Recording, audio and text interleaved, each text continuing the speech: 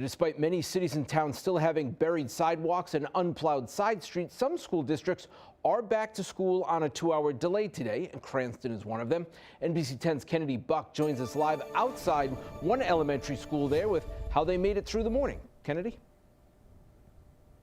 Hey, Brian, we're right in front of Garden City Elementary School, which opened its doors at 11 this morning. And we are happy to report that the sidewalks are clear. It is a little bit of a slushiness left behind, but when we arrived, we did see staff, putting salt on the ground, shoveling what they could. But then once that drop-off process started, parents began filling this entire street, which actually became even more complicated with the weather conditions. The usual parking available was non-existent, and the drop-off line slowed more than usual. We also saw a lot of parents taking their time to walk their children right to the doors. And a few we talked to did admit they wished the plowing was done better and that the side streets were clearer before opening the schools, while some blamed it on where we live and said school has to continue despite the weather.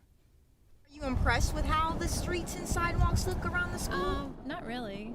No, there are still a lot of snow everywhere, so especially the side roads. My dad came out like 10 times just to snow blow the driveway. A school area, you would hope that they had been more capable of giving a little better plowing situation here, but they can only do what they can do, I guess.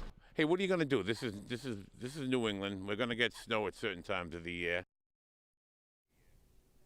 And like you said, this is New England. And just give you one more look around. We are still, as you can see, surrounded by snow, but there is salt on the ground. So luckily, no slips, no falls as far as we've seen from the kids. So hopefully, parents just want to see better plowing, better sidewalks as schools continue, and hopefully get rid of the snow. But for now in Cranston, Kennedy Buck, NBC 10 News.